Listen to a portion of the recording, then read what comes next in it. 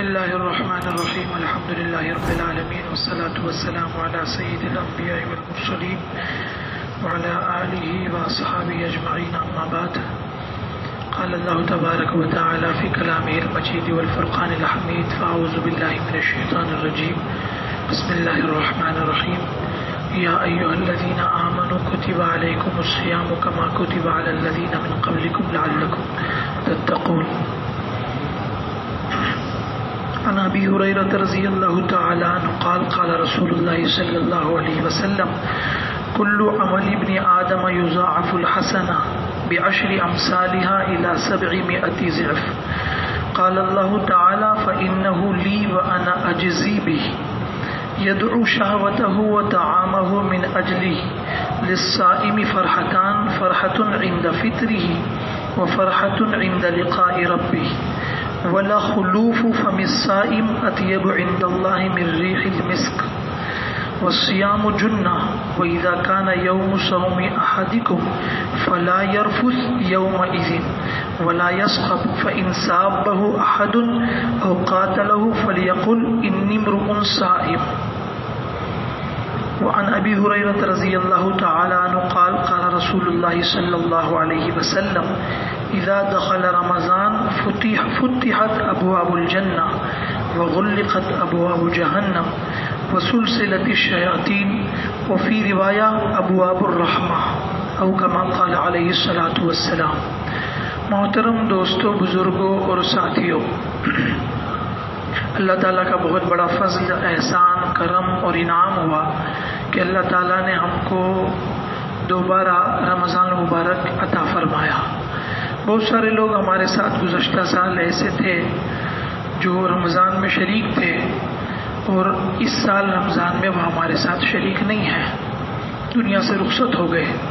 اس کی اہمیت کا اندازہ تو آپ اس سے لگا سکتے ہیں کہ خود نبی اکرم صلی اللہ علیہ وسلم جیسی مبارک ہستی جو ہے وہ اس بات کے متعلق رجب کا جب چاند دیکھتے تھے حضرت تو فرماتے تھے کہ اللہم بارک لنا فی رجب و شعبان وبلغنا الی رمضان، کہ اللہ رجب اور شعبان کے مہینے کو ہمارے لیے بابرکت بنا دے اور رمضان تک ہم کو پہنچا دے. جبکہ خاص طور سے لمبی عمر کوئی بہت اچھی چیز نہیں ہے، مگر ان چیزوں کے لیے خاص برکت والی چیز، رحمت والی چیز، اللہ تعالیٰ کے فضل اور انعام کو سمیٹنے والی جو چیزیں، اس کے لیے اللہ کے رسول صلی اللہ علیہ وسلم نے رمضان تک پہنچنے کی خاص دعا کی ہے. تو رمضان ہے ہی بڑی چیز، اس لیے اس کے لیے جب اللہ کے رسول صلی اللہ علیہ وسلم دعا فرما رہے ہیں تو ہمیں خود محسوس ہونا چاہیے کہ یہ ہے کتنی بابرکت چیز اور اس کو کس طریقے سے وصول کرنا چاہیے. شروع میں جو میں نے حدیث خطبے میں پڑھی اس میں نبی اکرم صلی اللہ علیہ وسلم فرماتے ہیں اور حضرت ابو ہریرہ روایت کرتے ہیں کہ جب اللہ تبارک و جب رمضان کا مہینہ شروع ہوتا ہے تو جنت کے سب دروازے کھول دیے جاتے ہیں اور جہنم کے سب دروازے جو ہیں وہ بند کر دیے جاتے ہیں اور شیاطین کو یعنی سرکش جو شیاطین ان کو قید کر دیا جاتا ہے. تو پہلے تو مختصر میں اس کی تشریح سمجھ لیجئے، وہ یہ کہ مولانا منظور نعمانی دامت رحمۃ اللہ علیہ نے یہ بات لکھی ہے کہ یہ ان لوگوں کے حق میں ہے جو رمضان کی صحیح طریقے سے قدر اور قیمت جانتے ہیں اور کرتے ہیں. یہ بات اس لیے لکھنی پڑی کہ ہو سکتا ہے یہ اشکال ہو کہ رمضان میں بہت سارے وہ لوگ جو غیر مسلم ہیں جیسے عام دنوں میں کام کرتے تھے ویسے ہی وہ کام کر رہے ہیں، یعنی جتنے غلط کام پہلے ہوتے تھے وہ ابھی بھی ہو رہے ہیں. خود مسلمانوں میں بھی ایک بہت بڑا طبقہ اب بھی ایسا موجود ہے جن کے رمضان کب آیا اور کب چلا گیا بالکل اس کا احساس بھی نہیں ہے. بس اتنا ہے کہ یہ پتہ چلتا ہے کہ رمضان ہے مگر روزانہ اٹھنے کا، سونے کا اور کام کاج کا معمول ذرہ برابر اس میں فرق نہیں آیا. کل ہی ایک بندے سے ملاقات ہوئی تو وہ جو ہے وہ تقریباً 9 بجے وہ کہنے لگا چلو چائے پیتے ہیں. صبح کے 9 بجے کی میں بات بتا رہا ہوں. پھر میں نے اس سے کہا کہ میرا روزہ ہے. ہاں بولے رمضان شروع ہو گیا. نماز کا پابند نہیں، نماز پڑھ لیتا ہے مگر روزہ اس کو پتہ بھی نہیں کہ رمضان ہے. بات سمجھے؟ تو یہ کچھ لوگ اس قسم کے ہیں. تو وہاں مولانا نعمانی نے یہ بات لکھی ہے کہ یہ بات جو ہے وہ ان لوگوں کے لیے جو رمضان کی قدر و قیمت جانتے ہیں, اس کا احساس کرتے ہیں, اس کی جو ہے وہ اس کو نعمت کی حیثیت سے لیتے ہیں اور اللہ تعالیٰ کے حکم پر عمل کرتے ہیں. تو ویسے بھی حدیث شریف میں کئی مرتبہ یہ بات آپ نے پڑھی بھی ہے اور سنی بھی ہوگی کہ اللہ تبارک و تعالیٰ فرماتا ہے, اور یہ حدیث قدسی ہے, کہ جب بندہ میری طرف ایک قدم چلتا ہے میں اس کی طرف 2 قدم چلتا ہوں, اور وہ ایک بارش آتا ہے میں اس سے 1 ذرا یعنی 1 گز کے برابر اس کے قریب ہوتا ہوں. کیا مطلب؟ اللہ تعالیٰ تو جسم سے پاک ہے, مطلب یہ ہے کہ وہ میری بات کو ماننے کے لیے ذرا اپنے آپ کو تیار تو کرے. تیار کرے گا تب ہی تو میری رحمت اس کی طرف متوجہ ہوگی. اور ذرا برابر اس کے دل پر احساس بھی نہیں ہے کہ مجھے اللہ کا حکم ماننا ہے اور مجھے اللہ تعالیٰ کی بات کو لینا ہے, تو پھر اللہ کی طرف زبردستی اللہ تعالیٰ کی رحمت متوجہ نہیں ہوگی. تو یہاں شیاطین کی قید یا رحمت کے دروازے کھلنا, جیسا کہ ایک روایت میں, یا جنت کے دروازے کھلنا اور جہنم کے دروازے بند ہونے کا مطلب ان لوگوں کے لیے جو اللہ تعالیٰ کی رحمت کو لینا چاہتے ہیں, اللہ تعالیٰ کے حکم پر عمل کرنا چاہتے ہیں, تو ان کے لیے تمام چیزیں, اور جن کو ان تمام باتوں سے سروکار نہیں ہے ان کے لیے سب دن برابر ہیں. ان کے لیے شیاطین قید نہیں ہوئے, وہ پہلے جیسے تھے ویسے ہی ہیں. ان کے لیے جنت کے دروازے کھلنا اور جہنم کے دروازے بند ہونا یہ ان پر فٹ نہیں ہوگا. اس لیے کہ اب کبھی اس کا اشکال ہو سکتا ہے کہ ایسا کیسے ہو سکتا ہے کہ کچھ کے لیے کھلے اور کچھ کے لیے نہ کھلے. آج کے زمانے میں یہ اشکال نہیں ہو سکتا. اب ہر چیز کارڈ والی ہو گئی. دروازہ مغلق یعنی بند ہے, آپ کے پاس کارڈ ہے اور آپ اتھارٹی رکھتے ہیں, وہ کارڈ کی وجہ سے آپ کے لیے کھل جائے گا. ایک بندہ آپ کے جیسا ہی ہے, سر پہ اور ہاتھ پہ اور کوئی جسمانی اعتبار سے کوئی فرق نہیں ہے, مگر اس کے پاس وہ کارڈ ایشو نہیں ہے, تو وہ کارڈ نہ ہونے کی وجہ سے وہ دروازہ اس کے لیے بند ہے. تو یہ تمام چیزیں بہت آسان ہیں. بہرحال کل ملا کر یہ ہے کہ رمضان کی قدر و قیمت ہم کو ماننی چاہیے اور اس کو حاصل کرنے کی ضرورت ہے. دوسری حدیث جو اللہ کے رسول صلی اللہ علیہ وسلم نے بیان فرمائی, قال رسول اللہ صلی اللہ علیہ وسلم کل عمل ابن آدم یضاعف الحسنہ, کہ حضرت ابو ہریرہ رضی اللہ تعالیٰ عنہ سے روایت ہے کہ رسول اکرم صلی اللہ علیہ وسلم نے روزے کی فضیلت اور قدر و قیمت بیان کرتے ہوئے ارشاد فرمایا کہ آدمی کے ہر اچھے عمل کا ثواب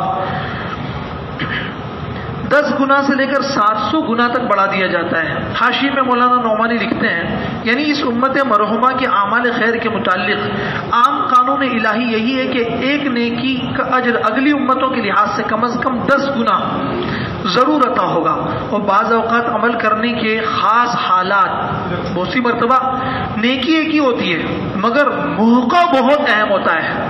اس کی مثال یہ سمجھ لیجئے کہ آپ کے پاس پیسے بھی کم ہیں, کم کا مطلب آپ کی ضرورت سے زائد ہے مگر پیسے تھوڑے ہیں, اور پڑوس والے کو ضرورت ہے, اس موقع پر آپ نے اٹھا کے دیے ہیں. حالات بہت تنگ ہیں اور ایسے موقع پر مان لیجئے کہ آپ کے پاس 10,000 روپے ہیں اور 10,000 روپے کا راشن آپ کے گھر میں موجود ہے.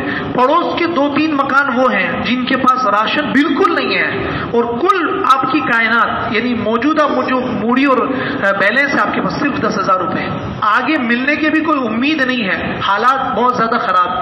ایسے موقع پر آپ نے کل اور پرسوں کے متعلق نہیں سوچا یا آئندہ مہینے کے متعلق نہ سوچتے ہوئے وہ پیسے اٹھا کر دے دیے اور وہ راشن اٹھا کر آپ نے دے دیا, یہ وہ خاص حالت ہے. تو اب عمل تو وہی ہے جو عام دنوں میں آپ کر رہے تھے, مگر حالات انتہائی نازک ہونے کی وجہ سے آپ کے اس عمل کا ثواب اللہ تعالیٰ کے یہاں کتنا بڑھ جائے گا آپ اندازہ نہیں کر سکتے ہیں. یہ ہے وہ خاص حالت, کم از کم 10 گنا ضرور عطا ہوگا. اور بعض اوقات عمل کرنے کی خاص حالت اور اخلاص اور خشیت وغیرہ, دل کی کیفیت بھی کوئی چیز ہوتی ہے بہت دل کی گہرائی کے ساتھ, اور اللہ تعالیٰ کو بس زبردست طریقے سے راضی کرنے کے لیے آپ نے وہ قدم اٹھایا. خشیت وغیرہ کیفیت کی وجہ سے اس سے بھی بہت زیادہ عطا ہوگا. یہاں تک کہ بعض مقبول بندوں کو ان کے اچھے اعمال کا اجر 700 گنا تک, یعنی روپیہ ایک خرچ کیا ہے مگر اللہ تعالیٰ کے رجسٹر میں لکھا جائے گا اس نے 700 روپے خرچ کر دیے, دیا 100 روپیہ, رب کے رجسٹر میں لکھ دیا جائے گا یہ 7,000 روپے دے چکا ہے. تو رسول اکرم صلی اللہ علیہ وسلم نے اللہ تعالیٰ کی اس عام قانون رحمت کا ذکر فرمایا, مگر اللہ تعالیٰ کا ارشاد ہے کہ روزہ اس عام قانون سے مستثنا اور بالا تر ہے. یعنی یہ تو عام نیکی, جتنی روزے کے علاوہ جتنی نیکیاں ہیں ان میں اللہ تبارک و تعالیٰ ایک نیکی کا بدلہ, جیسے آپ نے 2 رکعت پڑھی ہے اب وہ 2 رکعت رمضان میں پڑھ رہے ہیں تو فرض کے برابر ہو جاتے ہیں، اور رمضان کے 2 رکعت فرض جیسے صبح کی فجر کی نماز ہے، اب وہ آپ ایک وقت کی ایک فجر کی نماز پڑھ رہے ہیں مگر آپ کو ثواب ملے گا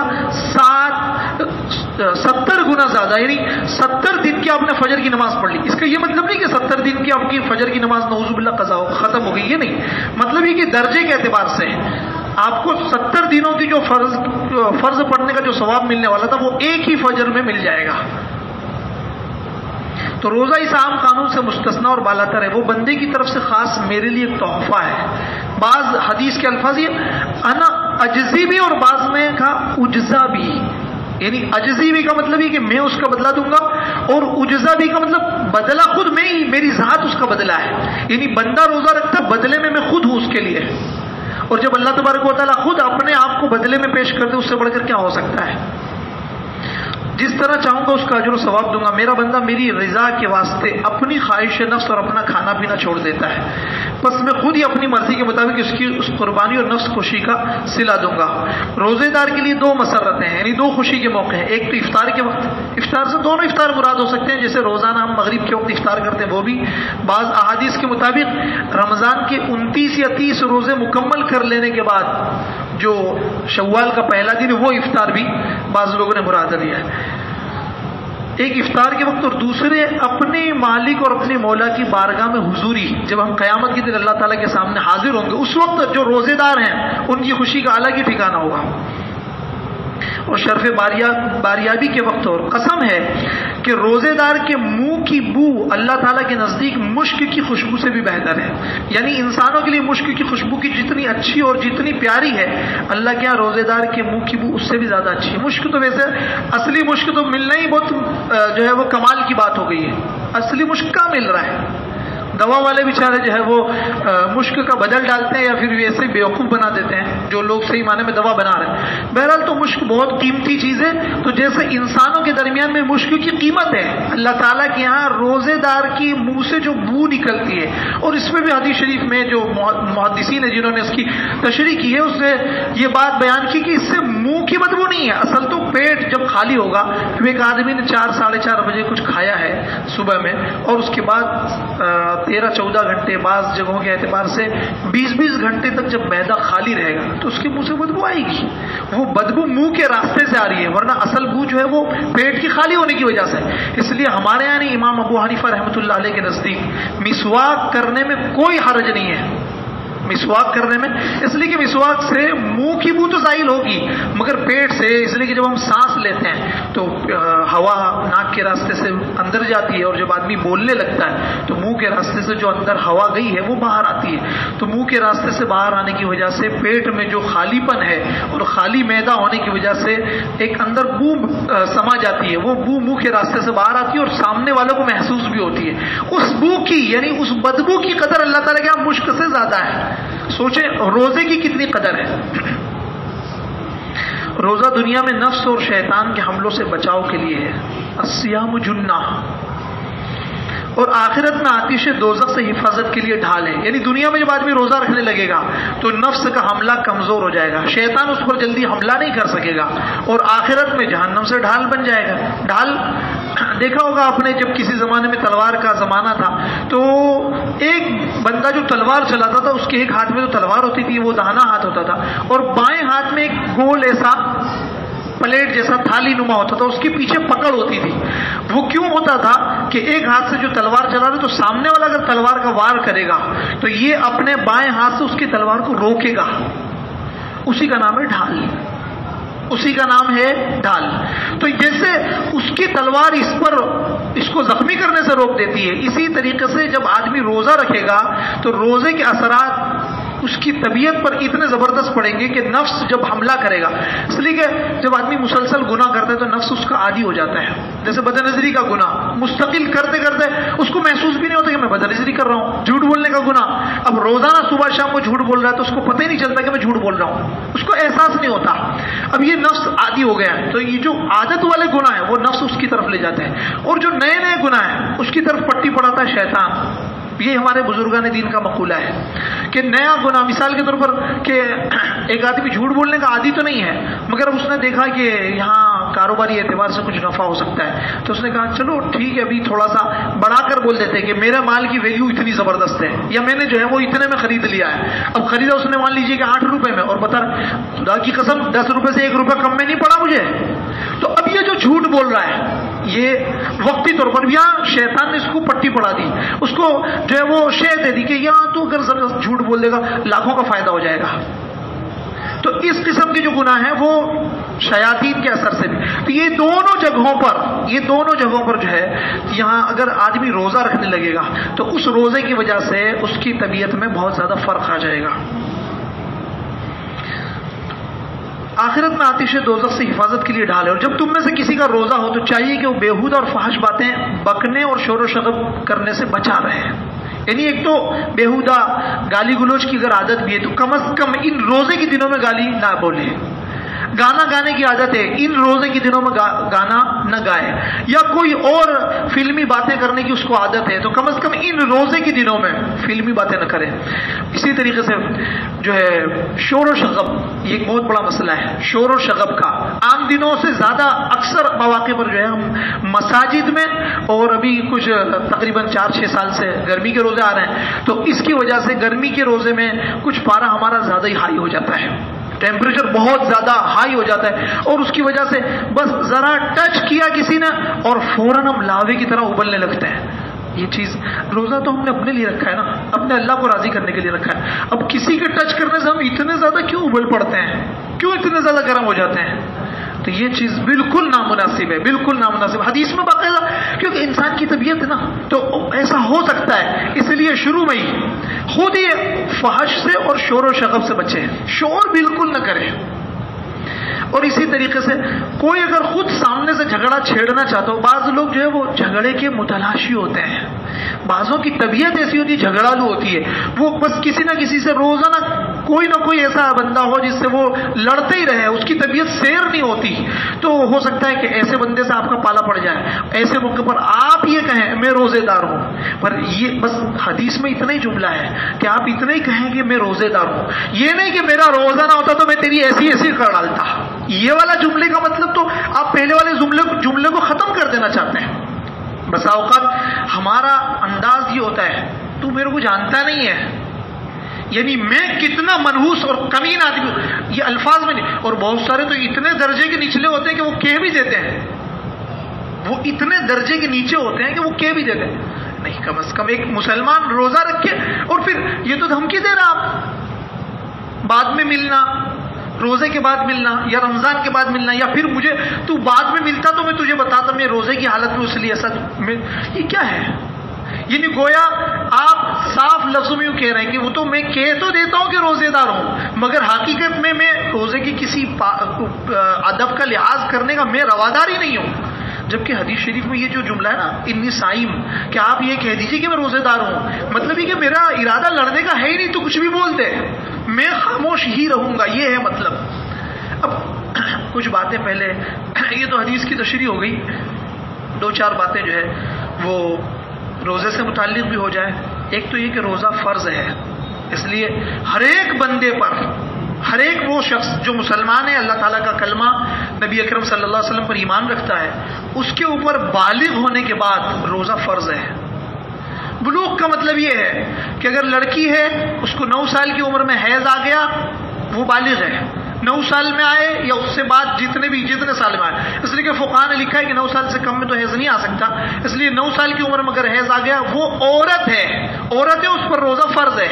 اگر وہ نہیں رکھے گی وہ خود بھی گنہگار ہوگی, اور جو لوگ اس کے نہ رکھوانے میں معاونت کر رہے ہیں, یعنی روزہ چھوڑنے میں مددگار بنتے ہیں, ماں یا باپ یا کوئی اور رشتے دار, وہ سب لوگ فرض چھوڑنے کے اور چھڑوانے کے گنہگار ہیں, یعنی اس کا فرض چھڑوا رہے ہیں. اس لیے اب یہ سب بہانے کہ وہ اسکول جا رہی ہے, اور یہ اسکول تو نہ تو فرض ہے نہ واجب ہے نہ سنت ہے, اس لیے صاف لفظوں میں یہ وہ بہانہ ہے جو شریعت قبول نہیں کرتی, یہ وہ بہانہ ہے جو شریعت قبول نہیں کرتی. اور جس علاقے میں پہلی مرتبہ روزہ رکھا گیا وہ ہمارے علاقے کے اعتبار مقابلے میں ٹیمپریچر کے اعتبار سے بہت ہائی ہے, وہ آپ سب جانتے ہیں. اس لیے کوئی یہ والا بھی بہانہ نہیں کر سکتا کہ گرمی کیسے برداشت ہوگی. جو ہڈی اور گوشت کے آدمی آج ہم ہیں ویسے وہ لوگ بھی تھے, بلکہ جتنی تناسانی اور جتنی آرام پسندی اور جتنا ہم کو سہولتیں ملی ہوئی ہے اس کا عشر اشیر ان کے پاس نہیں تھا. بات سمجھ گئے؟ اس زمانے کے بادشاہوں کو جو سہولتیں میسر نہیں تھی وہ ایک عام سے عام آدمی کو یہاں میسر ہے. اس لیے یہ والا بہانہ تو نہیں چل سکتا. اس لیے جو لڑکی جس دن بھی حائضہ ہو گئی ہے بس اسی دن سے وہ بالغ ہے، اور بالغ ہے تو اس پر روزہ فرض ہے. اسی طریقے سے جو لڑکا جس دن اس کو احتلام ہوگا اسی دن سے وہ بالغ ہے، یعنی منی نکلے گی کود کر وہ بالغ ہو گیا اس پر روزہ فرض ہے. اب وہ عمر کم سے کم درجہ یہ ہو سکتا ہے 13 سال کے اندر اگر اس کو احتلام ہو گیا وہ بالغ ہے. اور اگر یہ دونوں کو حیض بھی نہیں آیا اور احتلام بھی نہیں ہوا، اب جیسے ہی اسلامی اعتبار سے یعنی چاند کی تاریخ کے اعتبار سے ان کے 15 برس پورے ہوتے ہیں، یہ بالغ ہے اور ان پر روزہ فرض ہو گیا. انگریزی اور اسلامی سال میں تقریباً ہر برس 9 سے 10 دن کا فرق ہوتا ہے. اس لیے اردو یعنی اسلامی اعتبار سے وہ 15 سال کے بنسبت انگریزی کے 150 دن پہلے ہو جائیں گے، یعنی کم از کم 5 مہینے پہلے ہوں گے. اگر مئی کی 30 تاریخ کو 1 تاریخ کو 30 تاریخ کو پیدا ہوا ہے کوئی بندہ تو یہاں جنوری کی 1 تاریخ کو بالغ ہو جائے گا شرعی اعتبار سے. اس لیے اگر یہ والی علامت نہیں بھی آئی ہے تو کم از کم عمر کا جو ٹائم ہے وہ پورا ہونے پر ان کے اوپر روزہ فرض ہے. اسی طریقے سے بہت سارے لڑکوں کی مونچھیں آ جاتی ہے، بالغ وہ بغل کے بال آ جائیں عورت میں بالغ ہے، ناف کے نیچے کے بال آ جائیں عورت میں بالغ ہے، مرد میں بھی ناف کے نیچے کے بال آ جائیں، اسی طریقے سے بغل کے بال آ جائیں، وہ لوگ بالغ ہیں. اگرچہ ان کو احتلام اور حیض نہیں بھی ہوا اس کے باوجود ان پر روزہ فرض ہے، اور ماں باپ کی یہ ذمہ داری بنتی ہے کہ پورے کے پورے روزے رکھوائیں. یہ تو بالغ کا مسئلہ ہو گیا. دوسری چیز کہ بچہ بھی بالغ نہیں ہوا ہے مگر باقاعدہ ہماری کتابوں میں بات لکھی ہے کہ جیسے 5 برس سے لے کر 7 برس تک اس کو نماز کے آداب، پھر 7 برس کا ہو جائے تو اس کو نماز کی تلقین، اور 10 برس کا ہونے تک اگر وہ نہیں پڑھتا تو اب پوری طاقت کا استعمال کر کے اس کو نمازی بناؤ، یہ ہے حکم. تو جیسے ان تمام چیزوں میں یعنی نماز کے متعلق حکم ہے، ایسے ہی روزے کے متعلق بھی حکم ہے کہ ابھی وہ بالغ ہوگا 13 سال کی عمر میں، یا وہ بالغ ہوگی 13-14 سال کی عمر میں. 2-3 سال کے بعد اگرچہ وہ بالغ ہونے والی ہے مگر ابھی سے اس کو عادت ڈالنے کے لیے روزے رکھواؤ، یہ بھی دین کا ایک حصہ ہے. پھر وہ بالغ ہو جانے کے بعد نہیں رکھے گی یا نہیں رکھے گا تو یہ ماں اور باپ جو بہت نیک نمازی ہو سکتے ہیں اور پیشانی رگڑ رگڑ کر ان کے ماتھے پر جو گٹا بن چکا ہوگا مگر اپنی اولاد کی دینی تربیت نہ کرنے کی وجہ سے آخرت میں زبردست پکڑ کا سامنا کرنا پڑے گا. اس لیے اس کا خاص لحاظ کریں کہ اگر بچہ 7-8 برس کا ہو گیا 1-2 روزے، پھر 10 برس کا ہو گیا وقفے سے کروائیں. ممکن ہے کہ مسلسل 30 روزے نہ رکھ سکتا ہو یا نہ رکھ سکتی ہو، ایک دن رکھوائیں دوسرے دن ناغا کروائیں، پھر ایک دن رکھوائیں پھر 2-4 دن ناغا، یعنی ابھی سے اس کو عادت ڈلوانی ہے. اس کی ایک اور شکل بھی ہو سکتی ہے، ٹھنڈک کے روزے مسلسل رکھوا دیں جو بہت آسان ہوتے ہیں. تو ان تمام چیزوں کا لحاظ. اسی طریقے سے جو بندہ روزہ نہیں رکھے گا سخت گنہگار ہے. جن لوگوں کو شوگر کا مرض ہے یا دوسری چیز ہے تو پھر فقہا سے باقاعدہ رابطہ کر کے علماء سے رابطہ کر کے وہ تفصیل معلوم کریں اور علل اعلان پھر بھی نہ کھائیں. جن کو علماء اجازت دے دیں علل اعلان پھر بھی نہ کھائیں، ورنہ شکل یہ ہو سکتی ہے کہ ایک دن روزہ رکھ کے 2-3 دن 4 دن 5 دن جتنا وہ وقفہ کر سکتے اور پھر اس کے بعد اس کو دوبارہ طاقت حاصل ہو سکتی ہے تو وہ رمضان کا روزہ نہ رکھے، نہ چھوڑے، کم از کم رمضان میں روزہ ضرور رکھے. اور اگر روزہ نہیں رکھتا کھلم کھلا کھانا یہ رمضان کی دین کی سخت ترین توہین انسلٹ ہے، اس لیے بالکل نہیں. اسی لیے علماء نے یہ بات بھی لکھی ہے کہ کھانے پینے کی جو دکانیں ہیں وہ مسلمانوں کے علاقے میں رمضان کے اندر روزے کی حالت میں نہیں کھولی جا سکتی. کچی چیز بیچی جا سکتی ہے، مان لیجیے جیسے پھل، اب وہ 2 بجے بیچے 10 بجے بیچے، یہ تمام چیزوں کی اجازت ہے، مگر دن بھر آپ چائے کی دکان کھول کر بیٹھے حرام عمل ہے، اس کی اجازت نہیں ہے. یہ تو رمضان سے متعلق ہو گئی. دوسری 2-4 باتیں جو ہے وہ مسجد سے متعلق عرض کرنی تھی. پہلی چیز تو یہ کہ اللہ تعالیٰ کا بہت احسان ہے، رمضان میں جب شیاطین قید ہو جاتے ہیں تو نمازیوں کی تعداد بڑھ جاتی ہے. سب سے پہلے تو میں یہ درخواست کروں گا کہ آپ جب بھی آئیں مسجد میں داخل ہونے کے بعد سب سے پہلی فرصت میں پہلی صف بالکل فٹ پر کر دیں. جب پہلی صف میں جگہ نہ ہو تو دوسری صف، پھر دوسری میں نہ ہو تو تیسری. ہم اللہ کی رحمت کے سائے میں داخل ہوتے ہیں، اس لیے اتاولے نہ بنے. یہ نہ سوچیں میں وہ کونا پکڑ لوں اور وہ کونا پکڑ لوں اور وہاں چھپ کر بیٹھوں اور جیسے ہی جو ہے وہ امام سلام پھیرے بلیٹ کی طرح باہر نکلو. یہ گویا اللہ کی رحمت سے بھاگنا چاہتا ہے. اچھی چیز نہیں ہے یہ. سوچئے تو صحیح, رمضان میں تو ہم آئے ہیں اور اس پر بھی ہم بلیٹ کی طرح نکلنا چاہتے ہیں. یہ گویا اللہ تعالیٰ سے ناراض ہو رہے ہیں. اور میں اور تو کیا حیثیت ہے جو رب سے ناراض ہو جائے؟ ہماری کوئی حیثیت ہے؟ جس دن وہ اٹھا کے باہر پھینک دے گا تو ناک رگڑتے رہ جاؤ گے, زمین اندر مسجد میں نہیں آ سکو گے, گزشتہ سال دیکھ لیا. اس لیے ایسی توہین مت کرو. مدرسے میں آپ دیکھیں گے نا تو مدرسے کا ڈسپلن ہی ہوتا ہے. آپ دیکھیے کسی مسجد مدرسے میں جا کر جہاں دارالاقامہ ہو, جہاں بچے پڑھتے ہوں اور رہتے بھی ہوں, مغرب کی نماز میں خصوصاً اور تمام نمازوں میں تقریباً ہوتے ہی ہے, بالکل ایسے صف بناتے ہیں کہ اب اس کے اندر دوسرے کسی بندے کے گھسنے کی گنجائش نہیں. تو ہم بھی ایسا کر سکتے ہیں. اللہ کے بندے تو جیسے وہ ہیں ہم بھی ہیں, تو اگر ایسا کر لیں گے تو اس میں فائدہ ہی ہوگا کہ پھر بعد میں صف بندی کا مسئلہ نہیں رہے گا.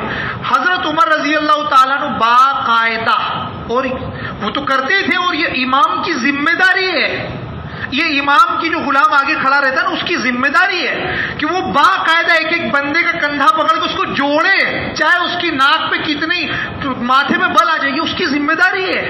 بات سمجھ رہے ہیں؟ یہ اس کی ذمہ داری ہے کہ وہ صفوں کو سیدھا کرے. تو کم از کم زبان سے تو کہے, کہ اتنا بھی کہنے کی اجازت نہیں ہوگی. بات سمجھ رہے ہیں؟ تو سب سے پہلا کام یہ کہ جیسے ہم مسجد میں داخل ہو, پہلی صف بھریں. پہلی صف بالکل فٹ ہو گئی, دوسری صف میں بالکل جڑ کے بیٹھے. ایسی سنتیں پڑھنی ہے, سنتیں پڑھ لیجئے. یہ ممکن ہے چلو مجھے مسلسل جو ہے وہ دو زانوں نہیں بیٹھ سکتا, قاعدے کی حالت میں نہیں بیٹھ سکتا, پر اس طریقے سے آلتی پالتی مار کر بیٹھیں کہ پیچھے والا جب سب بننے کا موقع ہے تو پھر سب کے سب بالکل فٹ ہو جائے اور نہ کوئی ایک آدمی کم کرنا پڑے نہ زیادہ کرنا پڑے. ایک بات ہو گئی. ایسے ہی مسلسل اخیر تک.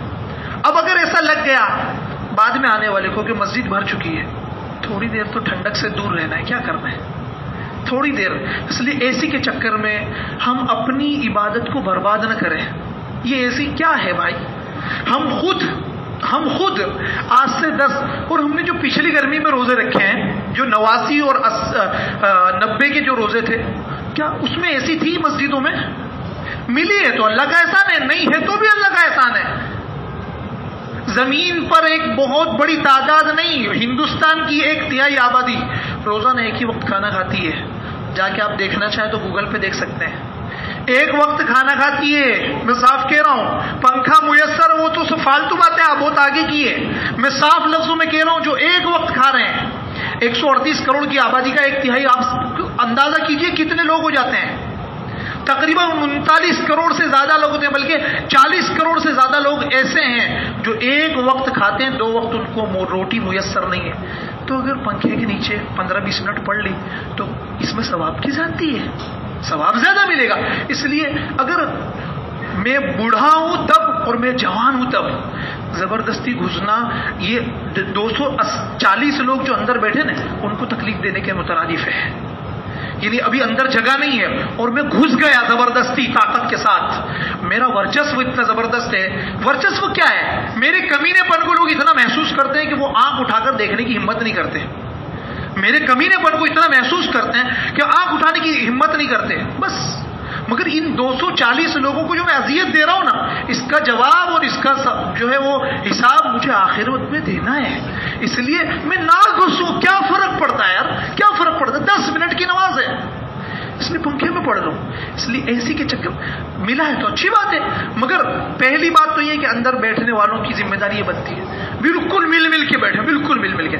دوسری ایک بات, سنت پڑھنی ہے, آپ جگہ ہو تب بھی اور نہ ہو تب بھی دروازے کے سامنے قطعاً سنت کی نیت نہ باندھے. یہ آپ نیکی کا کام نہیں کر رہے ہیں, عذاب دے رہے ہیں. صاف لفظوں میں کہہ رہا ہوں. یہ کیا نیکی ہوئی؟ دروازے پہ آپ نے نیت باندھی, کیا نیکی ہوئی؟ اچھا بتائیے آپ تو راستہ روک رہے ہیں, اور مومن تو راستے سے تکلیف دینے والی چیز کو ہٹائے گا, آپ خود تکلیف دینے والے بن گئے. اچھا عمل کیا آپ نے اچھا عمل کیا, تو کیوں ایسا کر رہے ہیں آپ؟ میں ہر عمر کے لوگوں کو دیکھتا ہوں 2-4 دن تو مسلسل دیکھا کہ دروازے پر بیٹھ جاتے ہیں. اچھا نہیں کر رہے. کبھی کبھی ایسا ہوتا ہے کہ اندر والوں کی غفلت کی وجہ سے آگے جگہ خالی ہے. اب وہ جو بندہ جس نے نیت باندھی ہے اور رکعت باندھ، اب وہ جو دائیں بائیں جس کو جانا وہ کیسے جائے گا؟ اس لیے وہ جو اتنی 8-10 فٹ کا جو ٹکڑا ہے نا، اس پہ بالکل نماز کی نیت، اگر سنت پڑھنی ہے پہلے آپ کہیں اور پڑھ کے آ جائیں، اوپر پڑھ لیں، دونوں منزل خالی ہے، مگر یہاں نہ پڑھیں. یا آپ تکلیف دینے والے بن رہے ہیں، اچھا عمل نہیں کر رہے ہیں. اس لیے ان تمام چیزوں کو ہم کیوں آ رہے ہیں بھائی؟ اللہ کو راضی کرنے کے لیے آ رہے ہیں نا. تو پھر اتنی سب کیا یہ دادا گیری اور کیا اکڑ؟ جب رب تو تواضع کو پسند کرتا ہے اور ہماری کمر بغیر ٹیکے کے بیٹھ نہیں پاتی. کیا ہم سروس میں جائیں گے تو بغیر ٹیکے کے نہیں بیٹھیں گے؟ جھک مار کے بیٹھتے ہیں. تو رب کیا اکڑ؟ کیا جی ہم بھی یہاں بہت عالیشان کرسی رکھ سکتے تھے مگر نہیں رکھتے. وجہ اس کی ہے رب کو تواضع پسند ہے، جھکاؤ. رب کے وہاں آنے کے بعد بھی دل میں جھکاؤ نہ ہو تو پھر کیا مطلب؟ تو طبیعت میں جھکاؤ آنا بہت ضروری ہے. تکبر ہی سب سے زیادہ دین کے اوپر عمل کرنے میں رکاوٹ بنتا ہے. اس لیے دین پر اگر عمل کرنا ہے تو تکبر کو چھوڑنا پڑے گا. تو ایک تو یہ بات ہو گئی. دوسری چیز، بہت خاموشی کا بہت لحاظ ہونا چاہیے. اوپر بھی جو بڑے لوگ ہیں ان کی ہر ایک کی ذمہ داری بنتی ہے، ہر ایک کی ذمہ داری. چھوٹے بچے ہیں، نادان ہیں، ممکن ہے ہم بھی چھوٹے تھے ایسی حرکتیں کرتے ہوں گے، مگر ان کو محبت کے ساتھ ہر بندہ یہ سمجھے کہ میرے اللہ کو میں مانتا ہوں اور میرے اللہ کی طرف سے یہ حکم ہے کہ بچوں کو شرارت کرنے سے روکنا ہے. فلانا کہہ دے گا فلانا، ہم عجیب و غریب، شرافت کا عجیب حال ہے ہمارا کہ جب ذاتیات پر آتی ہے تو کپڑے اتار کے سائڈ پہ رکھ دیتے ہیں، اور جب دینیات پر آتی ہے تو سب سے بڑا شریف میں بن جاتا ہوں. یہ طریقہ درست نہیں ہے. میری بات سمجھ رہے ہیں آپ؟ یہ طریقہ درست نہیں. دین پر جب بولنا ہوتا ہے، جیسے مسجد میں بچہ اب شور کرنے سے یہ نہیں ہے کہ پاخانے کو پیشاب سے دھویں، یہ طریقہ نہیں ہے. یعنی ایک بچے نے شور کیا تو آپ زور سے چلائیں، یہ طریقہ نہیں. اس کے پاس جائیں اور کہیں. میں بالکل نہیں چاہتا تھا کہ 6 کے بعد جو ہے وہ میں کچھ یعنی 1:30 کے بعد کچھ بولوں، مگر یہ بولنا بہت ضروری تھا. کئی دنوں سے یہ باتیں سامنے آ رہی تھی، اس لیے میں عرض کر رہا ہوں کہ بچوں کو بہت نرمی کے ساتھ رخصت کر دیں یا پھر درمیان میں کھڑا کریں تاکہ وہ بالکل شرارت نہ کریں. اور انتہائی شریر ہو تو اس سے کہے تو جا کے گھر پہ پڑھ. اس لیے کہ باقاعدہ حدیث میں یہ بات ملتی ہے، اور فتاوا میں، کتاب الفتاوا میں مولانا خالد سیف اللہ رحمانی دامت برکاتہ نے یہ بات لکھی ہے کہ مجانین یعنی پاگل، جو ہمارے یہاں بولتے گانڈا، پاگلوں سے اور بچوں سے مسجد کو بچا کے رکھو. آپ نے جس کی بھی کلپ سنی ہو سنتے رہو، میں آپ کو حوالے کے ساتھ بتا رہا ہوں، میری بات سمجھ رہے ہو؟ یہ حدیث میں ہے کہ چھوٹے بچوں سے اور پاگلوں سے مسجد کو دور رکھو، یا مسجد سے ان لوگوں کو دور رکھو. بات سمجھ گئے؟ اس لیے بہت چھوٹا بچہ ہے، ابھی اس نے آداب نہیں سیکھا. بہت سی مرتبہ میں محبت میں ایک دم چھوٹے سے بچے کو لا کر صف میں بٹھاتا ہوں. یہ دین نہیں ہے. میری چاہت پہ تو عمل ہو رہا ہے پر دین پر عمل نہیں ہو رہا ہے. دین یہ ہے کہ پہلے میں اس کو اچھی طریقے سے سنجیدہ کر دوں. پیشاب پاخانہ نہیں کرے گا وہ بات دوسری ہے، جبکہ یہاں ہو چکا ہے. پر مان لیجیے پیشاب پاخانہ تو بات کی چیز ہے. آپ ان تمام عمل کا پابند اس کو 7 برس تک کروائیے نا مسجد گھر میں، اور اس کے بعد جب وہ تیار ہو جائے، ایک دم سنجیدگی آ جائے مسجد کے معاملے میں، پھر آپ شوق سے لائیے. یہ ہے دین. ورنہ اس سے پہلے آپ 4 اور 5 کے اور 3 کے گودی میں اٹھا کے لا رہے ہیں اور یوں سائڈ پہ بٹھا رہے ہیں.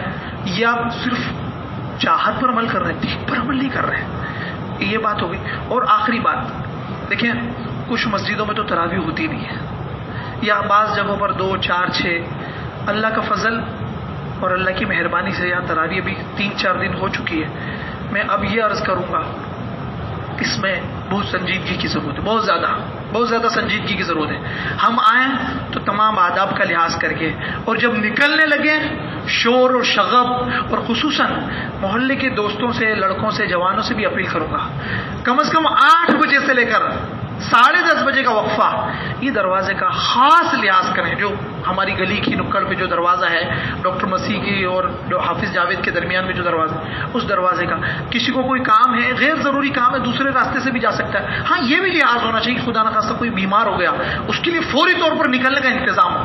یہ بھی نہ ہو کہ لوگ لگا دیا اور وہ تڑپ کیا مر جائے. یہ والا عمل تو بالکل درست نہیں ہے. مگر یہ بھی نہ ہو کہ میں بلا وجہ بس ہارن بجاتے ہوئے بار آؤں، موٹر سائیکل لے کر بار جاؤں. جو لوگ نماز پڑھنا چاہتے ہیں تو ہم ان کی نماز میں مخل یعنی رکاوٹ ڈالنے والے نہ بنے. جو کام ہم سے ہو سکتا ہے اتنا تو کریں، یعنی نیکی میں خلل ڈالنے والے نہ بنے. جو نیکی ہم خود نہیں کر رہے ہیں، کم از کم جو لوگ کر رہے ہیں تو ان کی نیکی میں رکاوٹ ڈالنے والا نہیں بنے. اس لیے جب بھی اترے، اور یہ والی بات بھی سننے میں آئی، لوگ فیس بک پر، واٹس ایپ پر اور جہاں جہاں انسٹاگرام پر سوشل جو انجن ہیں ان کے اوپر لکھ کر ڈالتے ہیں آج تو میں نے اتنی تراویح پڑھا لی. بے پڑھی تو اللہ کے لیے پڑھی بھائی، اور یہ چڑھانے والا جملہ پولیس کی مہربانی سے، فلانے کی مہربانی سے، یہ اچھا عمل نہیں ہے. بہت ساری مرتبہ مصیبت میں ہم اپنی غلطیوں سے پھنستے ہیں. اس لیے اگر پولیس نے ڈال دیا ہے نا 8 بجے کا وہ کرفیو، تو 8 بجے کے بعد ہم محلے والوں کو سمجھائیں، باہر جا کر اس کو چڑھانا، بلانا، یہ طریقہ ہو رہا ہے. باقاعدہ اس کو دعوت دے رہے ہیں، پھر ڈبہ آ گیا بھاگو. یہ جو طریقہ ہو رہا ہے نا، اس سے آگے چل کر اور دوسری مصیبتوں کا سامنا ہوگا. بہادری کے بہت سارے میدان ہیں، اس پر آپ بہادری کے ضرور جوہر دکھائیں، مگر یہ وہ موقع ہے کہ عافیت کے ساتھ رمضان گزر جائے. آپ کو پتہ ہے جو لوگ گزشتہ سال پریشان ہوئے، آج تک ان کی پریشانیاں دور نہیں ہوئی ہے. اس لیے کیا کرتا کوئی اور ہے، بھگتتا کوئی اور ہے. اس لیے سارے محلے کو سنجیدہ ہو کر تراویح پر بھی اور اس کے علاوہ دوسرے مواقع پر بھی بالکل اپنی سنجیدگی اور عقل مندی اور دانش مندی کا ثبوت دینا ہے. آخری اعلان یہ ہے، مدرسہ مظاہر العلوم سہارنپور ہندوستان نہیں بلکہ عالم اسلام کی ایک بہت بڑی دینی درسگاہ، یونیورسٹی اور بہت بڑا مدرسہ ہے. یہاں تک کہ شیخ الحدیث مولانا زکریا اسی مدرسے میں پڑھے ہیں، اور اس کے بعد پھر اس میں انہوں نے پڑھایا، اور وہیں بیٹھ کر انہوں نے 50 تصنیف یعنی 50 کتابیں لکھی، اور سینکڑوں محدثین یعنی کئی سو محدث اللہ تعالیٰ نے مظاہر العلوم کے ذریعے سے پیدا کیے. یعنی مظاہر العلوم مدرسے میں پڑھ کر وہ بڑے بڑے محدث بنے. اس مدرسے سے حافظ یوسف صاحب جو ہے وہ چندے کے لیے تشریف لائیں، تو اپنی زکوٰۃ، اگرچہ حالات سب کے اپنی اپنی جگہ پہ سب کوئی جانتا ہے، مگر جو زکوٰۃ ہے زکوٰۃ کے اعتبار سے، یا اگر زکوٰۃ کی رقم نہیں ہے تو للہ رقم، اور دوسری جو صدقہ فطر کی رقم ہے وہ بھی اگر ہم ابھی دینا چاہیں تو دے سکتے ہیں. تو اس کے لیے حافظ صاحب ابھی نماز کے بعد بیٹھیں گے.